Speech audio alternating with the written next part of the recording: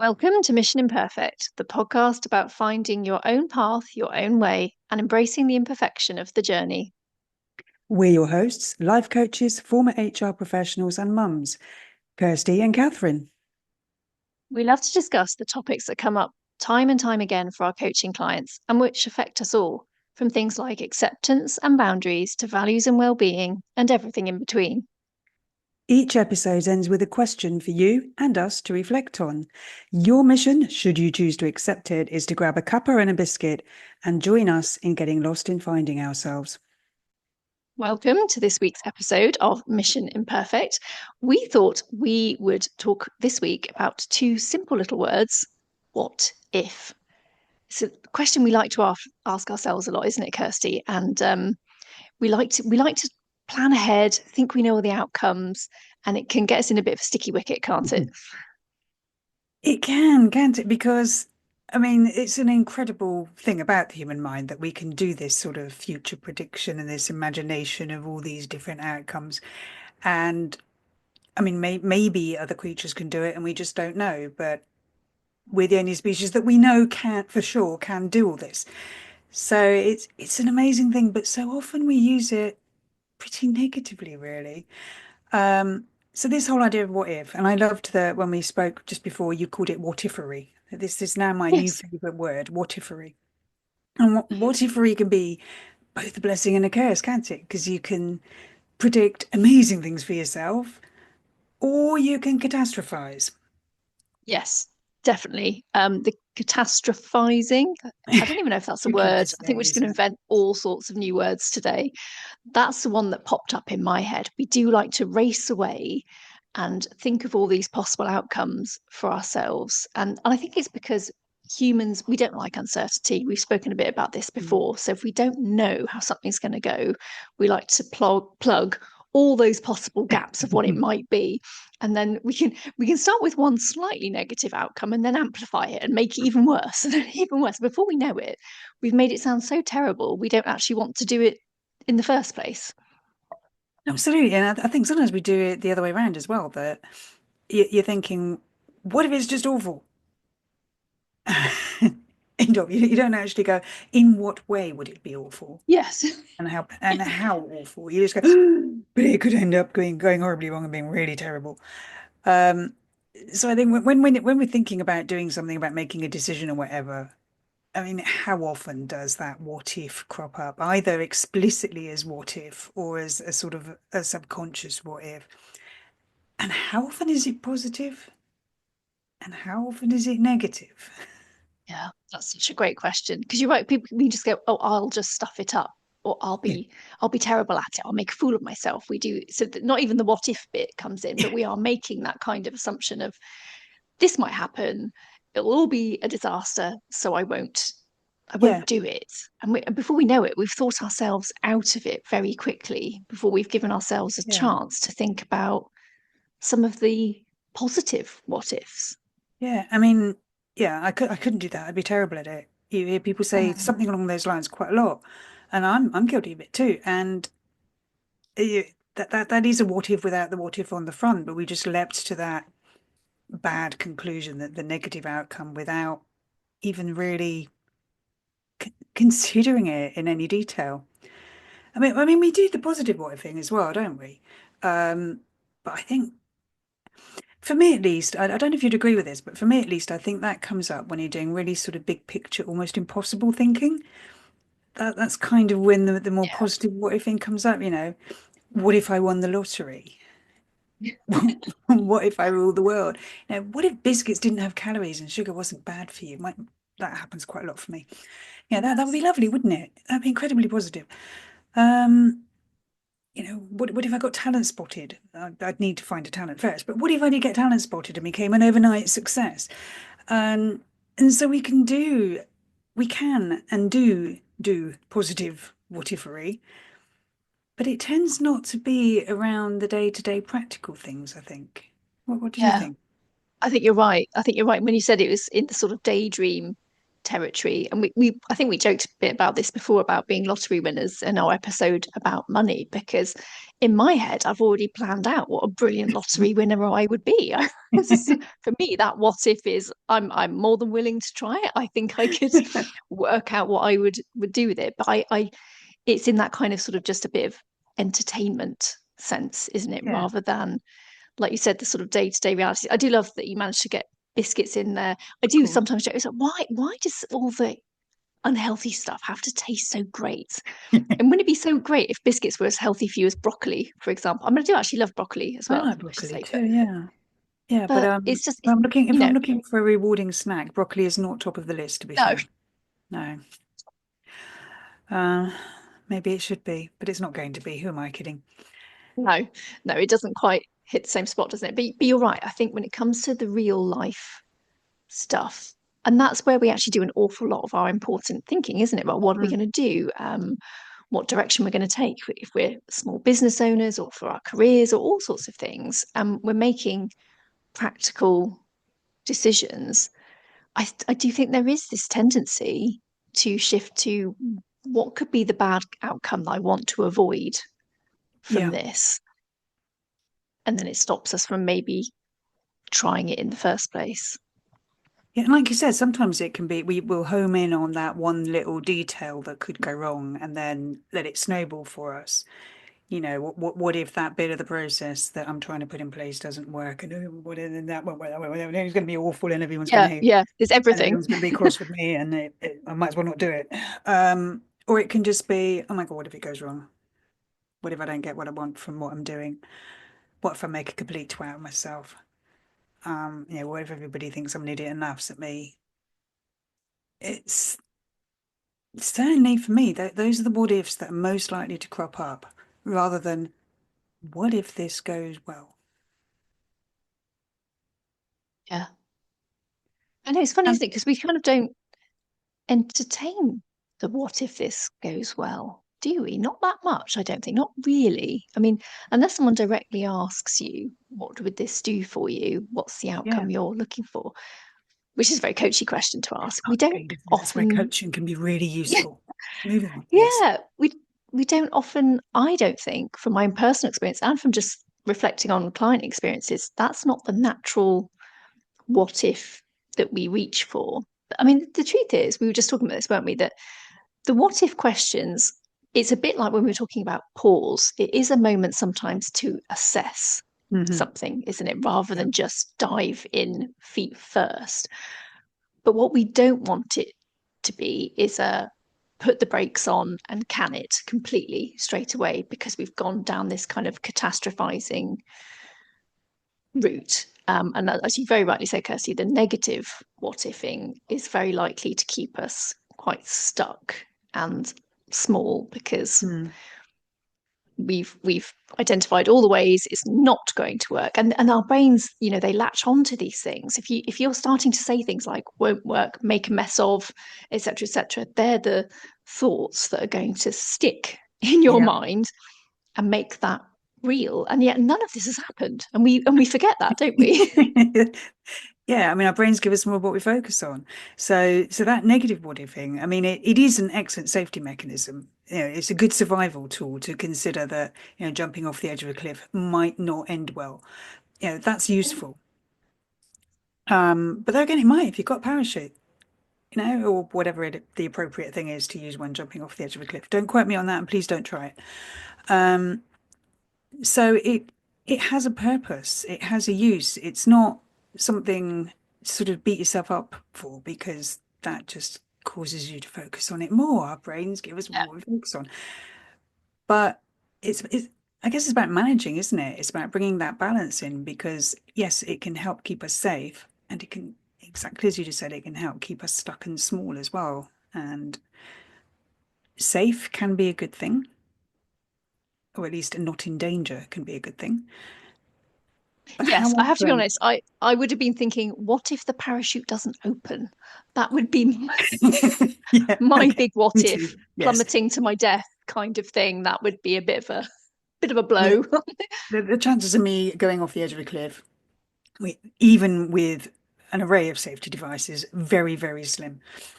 Uh, Yeah. some of us just aren't like that, and that's okay. Uh, so it can be a useful safety mechanism. It can keep us out of danger. It can cause us to make sensible risk assessments, but it can also stop us doing anything which doesn't have a guaranteed positive outcome. Mm. And how much of life really does have a positive guaranteed outcome? I mean, even a biscuit can be disappointing sometimes. Yeah. I know, I agree. Same. But actually, biscuits aside, you are right. The amount of actual guaranteed outcomes, I think, is actually very small. Yeah. What we actually think or expect is going to happen isn't always guaranteed. Even if we've got best laid plans and all of those things in place, yes, it is more likely, but it's not guaranteed. Mm. So, yeah, I think that's definitely a point worth mentioning that we don't have guarantees. We just have to have the sort of will to give things a try and not ignore. I think what we're trying to say is don't ignore some of the positive what ifs. If you find Yes. your mind playing out an awful lot of the negative what ifs as reasons to not do it, because that's effectively what it is, what are the reasons for doing it? What are those positive what ifs to kind of offer that counter view? And then you can decide, okay, it may not be guaranteed, but I'm willing to give it a go. Yeah. It would be worth it for that. Yeah. Yeah. So it's that simple switching of the negative what if for the positive can be really powerful, can't it? Just allowing yourself to consider a different outcome and that sort of tells your brain that it is not doomed to failure. It's giving it another way of thinking about it. And as we've said several times already this episode, the brain gives you more of what you focus on. So you just give it that something to latch on to, and you're not going to do so much doom mongering. And I mean, there's a useful technique for helping to manage anxiety about specific events, which involves positive visualization. It, the sufferer is asked to spend time considering, actually visualizing in great detail the event that they're anxious about going really well. Mm. And the more they do that, the more the anxiety fades because our brains are pretty bad at distinguishing between reality and imagination. And if you don't believe that, I ask you to consider a time when you've been reading a book or watching a film that you know damn well is fiction and you've still been terrified or upset or laughing hysterically. Yeah. We have the emotion regardless of whether we know it's real. So that visualization, that positive what-ifing can be a really powerful tool. Yeah. Well, the other, really, I have spells of quite vivid dreams or Mm, nightmares, I suppose. And actually, that's a really good point because I can wake up heart racing, the sweaty palms and so on. Of course, it has been a dream, but it's all played out in my mind as if it yeah. was real. So yeah, it absolutely has felt. I've actually had to take a moment and just think, oh, thank God, I'm in bed. I have this has not actually happened. I mean, sometimes they are so far fetched. You think I might have worked out that it wasn't real, but but no, in the moment, it's not, Yeah. is it? It is very much you are feeling it and experiencing it as if it was real. And I think sometimes we forget just our innocent, we think is our innocent everyday thinking is having an impact, even if it's Mm. small by degrees, rather than waking up with a jolt in the middle of the night, which is what I have done. It's Oh, that kind nasty, of, yeah. yeah, I know. It's probably like, sometimes I shout, apparently. Like, yeah. I mean. Normally only if something bad is happening. But it's a shame. I don't remember all the details in the morning, and I do manage to go back to sleep. But anyway, slight digression there. But yeah, we do absolutely feel and experience things in a very real way, even when they're not. And I think sometimes we forget that that is happening. Yes, I think we do, and yet we do it so much with the bad stuff, don't we? Yeah, The negative what ifing, we will play out everything going horribly wrong again and again and again until it feels real. yeah, yeah, But we absolutely. tend not to do it the other way around. Mm, So just, taking that what if it all goes tits up thought and not necessarily replacing it with, but at least adding to it, what if it all works out perfectly? and think about what would that look like? How would you feel? What would you have been doing? You know, and really hold on to that feeling of it going well, and it can make a genuine difference. Which sounds weird. I mean, I absolutely believe this, and every time I talk about it, there's a little part of my brain going, "That sounds weird," but it works. And but another, because oh, my words aren't coming out. Another possibly counterintuitive sort of approach is to seriously consider the negative what if, and again to go into some of the details because. As we said, so often you just jump to the if it goes horribly wrong, it's going to be awful and I feel stupid and everyone will hate me. Without actually asking yourself what's going to go wrong and what's the impact of that actually going to be, or what is it likely to be. And so often when you start doing that, it's nowhere near as bad as your initial fears suggest it could be. Yeah, definitely. I agree. I think it sort of minimizes that the stuff that's suddenly become dreadful. Actually, you realize, okay, it may not be great, it may not be what I wanted, but it's not an absolute disaster. It is an outcome that I might have to entertain, but actually I can deal with it. I can manage it. I've now thought it through. What will the impact be? Or on the flip side, you may decide you don't want to, which is also fine, Yes. but you've done it in a much more sort of, I guess, reasoned and logical way. So I call it, I heard this quite early on in my coaching days to add so in front of the what if. Hmm. And I realized you can actually do it in two ways. So they both have the same kind of outcome. So one is the kind of so what if X happens, the negative stuff. So it's quite a blunt challenge of that negative outcome. But it's basically asking you to question, okay, this has happened. So what? What does it really mean? Like, how bad is it really? And you can, if you realize on a scale it is pretty bad, okay, you can decide. Yeah. But if it's not that bad, you might think, okay, I'm willing to take the risk.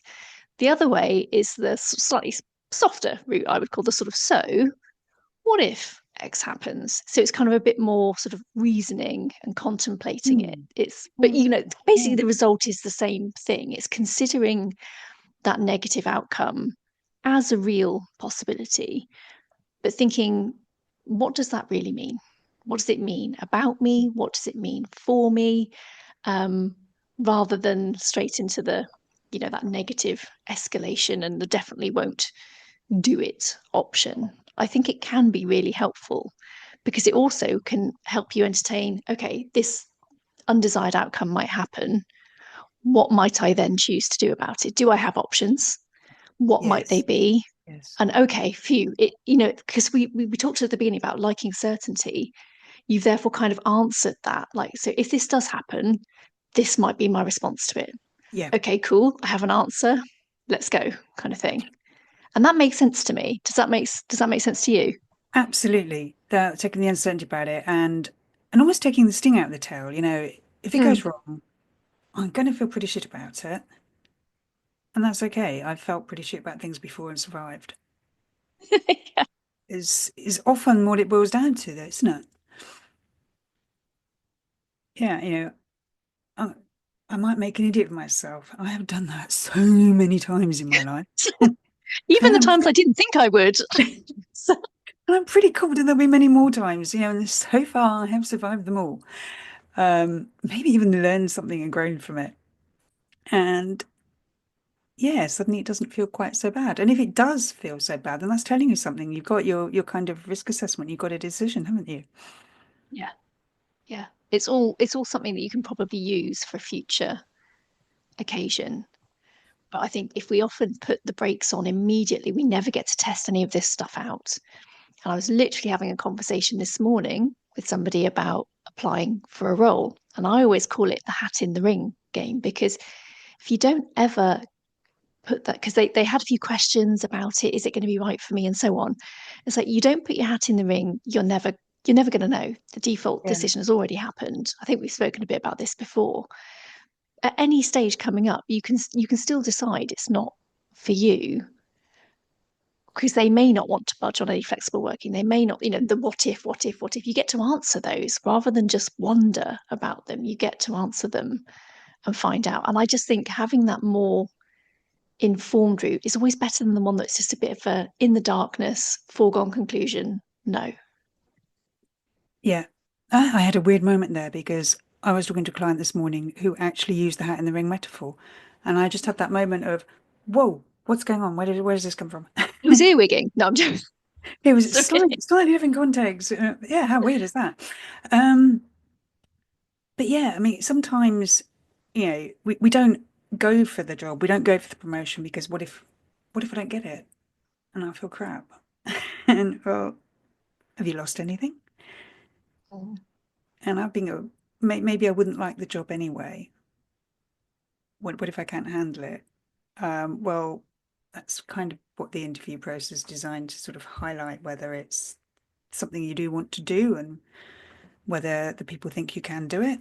And if you do get the job and you don't like it, well, you've just changed jobs. You know you can do that. Yeah. It's when you actually start breaking it down and rationally looking at those different motives, it helps it all to settle and to make a more informed decision than a sort of that that big emotion decision because there's Yeah. fear you don't do it or without going any further into it. Yeah. I would say sometimes with those really big decisions, you do feel like the weight of the world is on your shoulders and it becomes a very narrow tunnel of it. And it's very difficult. I totally understand that. And I would say if Yes. you're in that situation, I honestly would recommend someone impartial to talk to, go through all these things, go through all those what ifs. And Maybe, I can maybe a pretty much coach, perhaps. I think it could be a coach, That would just be just good, saying, wouldn't it? could be a Yeah, it could be possibility. really Yeah. useful. Hmm. Because you just might get a different perspective. And even if you don't feel absolutely certain in that moment what you're going to do, I think let it all settle and it will come to you what you're going to do. And it's so much better than keeping yourself in that kind of tunnel stuck, Yes. wondering what it is you're going to do. And I think we've all been there. I think it's safe to say we have all been in that situation. Yeah. I mean, I was just trying to imagine a scenario in which, somebody who might not be, but no, I can't. It's, Mm, maybe there are some people who just make decisions on an immediate gut instinct every time, but sometimes our gut instinct is fear, and that's not always the best way forward. yeah, no, I definitely would agree with that. Let's share a few of our quotes on what if. And I love we Let got such a brilliant selection here of people contributing to some what if thoughts. So, Kirsty, do you want to share your favourite? um, I I actually like one I found from Pink because I thought it felt very real. And she said, every album, I'm worried that I'm a dork and a fraud. What if I can't sing anymore? Then I stop thinking and start playing guitar, and I realize that it's okay to suck and move forward. Anything Although I think she doesn't suck, does she? Let's be honest. exactly. And isn't that part of it that craziness that so many people looking at you from the outside are not going anywhere near any of those what ifs on your behalf? They think you're great. And most people are going to think and go, well, surely she can't be worried that she can't sing. She's amazing. But in her head, that's a real possibility. But for most people looking at her, of course, that's not going to happen. Yeah, yeah, so true. Same. You found one, didn't you, from Drew Barrymore, and this one's about body image, and she said, "I used to tell myself you can't wear anything sleeveless or strapless, and all of a sudden I was like, what if I just didn't send such negative messages to my brain, like we were saying, and said wear it and enjoy it, and now I'm more comfortable in clothes than ever." It's Which I think is brilliant, so isn't it? lovely because it's so true Yeah. what she was saying. Don't tell myself these things, and it becomes less of the reality. And she actually replaced it with wear it and enjoy it. And Mm. that became the reality. And it feels on a rational level, a logical level, that simply telling yourself that you should say something else, or that you could say something else, not should, um, won't work. It feels it feels weird, doesn't it? That that is a, a viable and useful technique, and yet it is. So often it is. Mm. And I think the quote that most people have probably heard in some form or another that sums it all up is, there is freedom waiting for you on the breezes of the sky, and you ask, what if I fall? Oh, but my darling, what if you fly? And that's from a poet called Erin Hansen. Yeah, love that. I've only heard the shorter part, the literally that starts with asking, "What if I fall?" Yeah, followed by the, "But what if you fly?" but that little preceding bit is beautiful, isn't it? Mm, Okay, so it's Mission Imperfect, so there is a question. Always a question. Yeah, I think it's quite a straightforward one this week, really, but perhaps revealing. We always hope so anyway. So, where are you doing the most negative what-ifing, and what you can you change it to? yeah, such a good question. It really got me thinking actually. And even though I haven't necessarily got a specific example, I do know that I have got a tendency to think, what if I'm no good at whatever it might be, or I don't enjoy whatever it might be, or even hate or resent or grow to have those feelings Mm. about whatever it might be. So I start to play out, and it becomes quite a long term what ifery as well. And I think I've started to say to myself, as I probably would do with my clients, is I won't know until I get there, or I'm prepared to try it, because I know that my default is, if I don't, it's a full stop, end of conversation. It's not going to happen. So I don't get to entertain the what if I'm no good, what if I don't enjoy, and what if I hate it. So I'll explore that so what if, and then I like to come up with, if my best test is, can I choose again reasonably, without too much upset and distress and anything Mm. else, then that's okay. I am much more likely to be willing to try and face that what if I know there's a bit like I was saying earlier, that kind of, okay, I've addressed the what if and I know what my response would be. And I think accepting that you're allowed to choose again is something that's really come to me quite late. Yes, Kirsty. you're allowed to It's like, change your minds.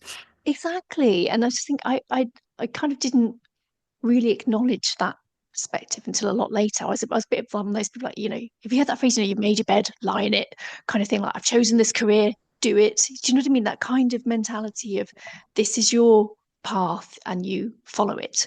The whole, There could be a whole this is episode your of this career. around changing your mind.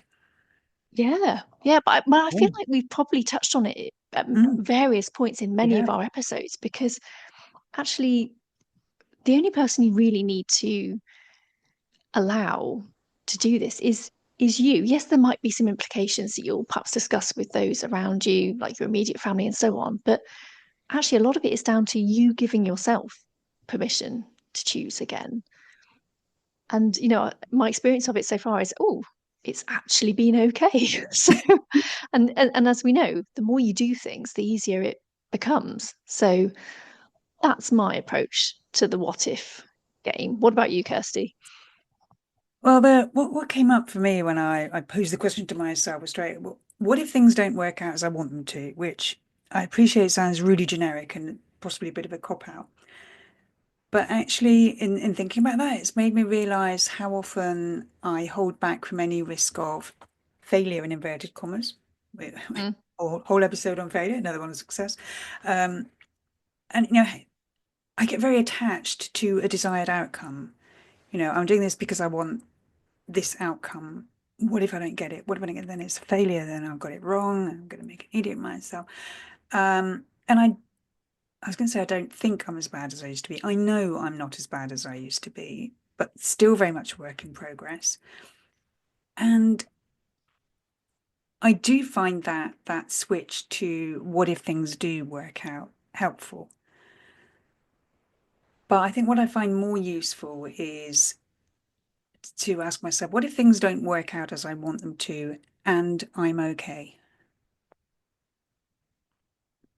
Maybe it's uncomfortable for a little while, but will it be the end of the world? Usually not. Unless you're asking this question about pressing the nuclear button, the chances are it's not going to be the end of the world. Yes. Luckily, most of us don't get to make that decision. Yes. But given some recent election results, let's not pursue that train of thought. No, no, let's not go there. So let's just get the question in for everybody again. So, what are you doing? Oh, sorry, where are you doing the most negative what-iffing, and what can you change it to? And actually, just hearing you talk then has reminded me to switch in some of the positive stuff, Yeah. actually, rather than just countering the possible negative. Hmm. I think I do need to probably introduce some more of the positive switches. So that's definitely going to be a takeaway for me. Yeah, it's about finding what works for you because we're all a bit different, and and Mm, in different scenarios we might find that different things work better. So it's about making sure we've got a good toolkit that we can pick from. On absolutely. which, yeah, on which note, thank you very much for listening, and we'll hopefully see you next week for another Mission Imperfect. Thank you for listening to this week's episode of Mission Imperfect. Please visit the show notes for details on how to contact us and for any resources we may have on the topic discussed. Until next time, keep being imperfectly you. No one does it better.